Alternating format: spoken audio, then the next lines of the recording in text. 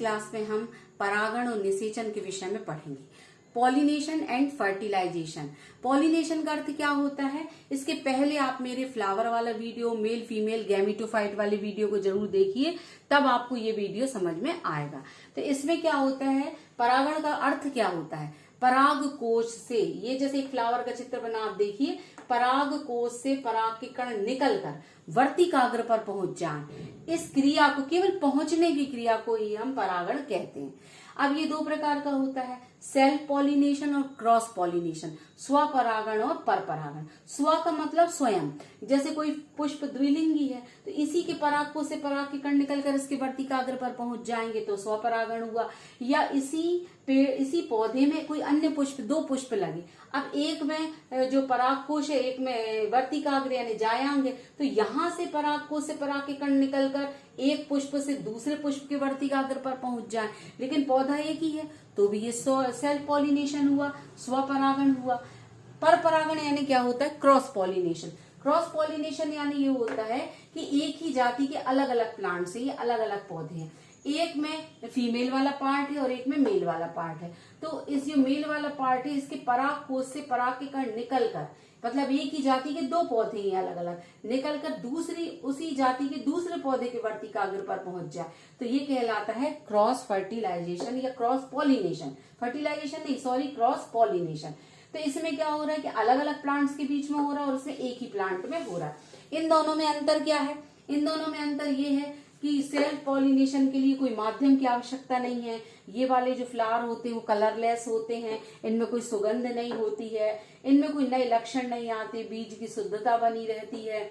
और परपरागण में क्या होता है कि इसमें माध्यम की आवश्यकता होती है। माध्यम मीन्स जैसे कि जल, वायु, कीट, मतलब कोई ना कोई एक माध्यम चाहिए परागकण को यहाँ से यहाँ पहुंचाने के लिए, माध्यम चाहिए। दूसरी बात क्या है कि ये वाले जो पुष्प होते हैं उनमें सुगंध होती है, मकरंद होता है, उनमें कलर्ड होती है, जिससे क्या होता है कि कीड़े आकर्षित होते हैं, उसके पास आते हैं, या तो वो मकरंद चूसने आएंगे या सुगंध से आएंगे या रंग देख के आएंगे। और इस तरह की पॉलिनेशन के बाद जो फ्लावर बनते हैं उनमें नए नए लक्षण विकसित होते हैं। तो ये बहुत इंपॉर्टेंट है आपके एग्जाम की दृष्टि से। इनमें डिफरेंसेस भी पूछे जा सकते हैं, दोनों में अंतर बताइए या क्रिया क्या है ये बताइए। ये ऑब्जेक्टिव में ये वाले भी बहुत पूछा जाता है, जैसे परपरागण के जो प्रकार हैं, जैसे कीटों के द्वारा यदि परागण हो रहा है संपन्न, मतलब कीट ले जा रहा है यहाँ से यहाँ परागण हो, तो उसे एंटोमोफिली कहते हैं। यदि पक्षियों के द्वारा, यानी एक पक्षी यहाँ बैठा और यहाँ से फिर वो यहाँ बैठ गए, तो पराग के जो कण थे ना वो ट्रांसफर हो गए पक्षी के द्वारा, तो ये कहलाएगा आर्थिनोफिली। यदि वायु के द्वारा परागण ट्रांसफर हो रहा है तो एनिमोफिली। जल के द्वारा, जैसे जलीय पौधों में तो जल के द्वारा ही होता है कि पराग कोश से पराग के कण जल में निकल गए और फिर जल से तैरते तैरते ये वर्तिकाग्र तक पहुंच गए, तो इस तरह के परपरागण को हम हाइड्रोफिली कहते हैं। तो ये आपको बहुत अच्छे से याद करना है, इस पे बहुत ऑब्जेक्टिव बनते हैं। कीट परागण एंटोमोफिली, पक्षी परागण आर्निथोफिली, वायु परागण एनिमोफिली, जल परागण हाइड्रोफिली। अब इसके बाद ये परागण की क्रिया संपन्न हो गई कि भाई पराग कोश से पराग के कण निकल करके जायांग के वर्तिकाग्र तक पहुंच गए। अब इसके बाद ये दोनों क्रिया जब संपन्न, चाहे इस प्रकार से हुई हो चाहे इस प्रकार से हुई हो, परागण जब संपन्न हो गया तो फिर फर्टिलाइजेशन होता है, निषेचन होता है। निषेचन के लिए आप ये वाला डायग्राम देखिए, इसमें कि ये जायांग बना हुआ है पूरा और इसके अंदर बीजांड है और इसके अंदर ये फीमेल गैमेटोफाइट है। तो जैसे कोई पराग का कण यहाँ आया, आने के बाद क्या हुआ, वर्तिकाग्र से एक द्रव निकलता है, एक चिपचिपा पदार्थ निकलता है जिसे पराग कण अवशोषित कर लेते, एब्जॉर्ब कर लेते और फूल जाते, फूल के फट जाते, फटते हैं ना, तो उनमें से पराग की नली निकल जाती। ये नली आपको, ये मैंने रेड इंक से जो बनाई ये दिख रही है, ये नली निकल जाती और उस नली से दो नर युग्मक, एक पराग कण के अंदर दो नर युग्मक होते, तो ये दोनों नर युग्मक इस नली से बीजांड द्वार से होते हुए अंदर चले जाते हैं।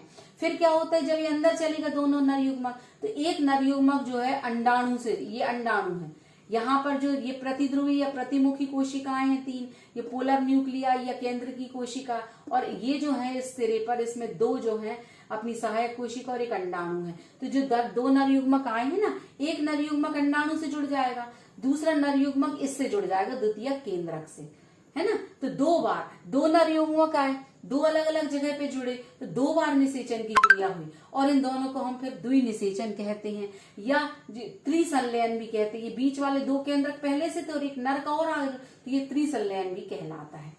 अब क्या होता है, इसकी खोज द्विनिषेचन की खोज नवाश्चिन नाम के वैज्ञानिक ने की है। ये आपको बहुत अच्छे से ध्यान रखना है। फिर क्या होता है, उसके बाद जब ये हो गया 2 बार निषेचन, तो इस क्रिया से जिसमें कि अंडाणु और नर युग्मक मिले उसे युग्मनज या जाइगोट बनता है, और ये जो द्वितीय केंद्रक से नर युग्मक मिला तो इससे भ्रूण पोष या एंडोस्पर्म बनता है। और इस तरह से निषेचन के पश्चात 2 रचनाएं बन जाती है, जाइगोट और एंडोस्पर्म। जाइगोट से आगे जाके भ्रूण बनता है और भ्रूण पोष से पोषण प्रदान करता है और बाद में बीज बन जाता है और इस पूरे अंडाशय से फिर फल बन जाता है। इस तरह निषेचन के पश्चात परिवर्तन बहुत सारे हो जाते हैं कि अंडाशय से फल बन गया और ये भ्रूण से बीज बन गया और ये जो बाह्य दल वाले हिस्से हैं ना, ये सब झड़ के गिर जाते हैं और ये 3 कोशिकाएं और ये 2 कोशिकाएं भी नष्ट हो जाती हैं और इनका कोई कार्य नहीं होता, ये सब नष्ट हो जाती है। इस तरह से परागण व निषेचन की क्रिया संपन्न हो जाती है। मुझे पूरी उम्मीद है कि आपको बहुत अच्छे समझ में आया होगा। यदि आपको समझ में ना आए तो आप इसका स्क्रीनशॉट ले लीजिए और कमेंट सेक्शन में मुझसे क्वेश्चन करके पूछ सकते हैं।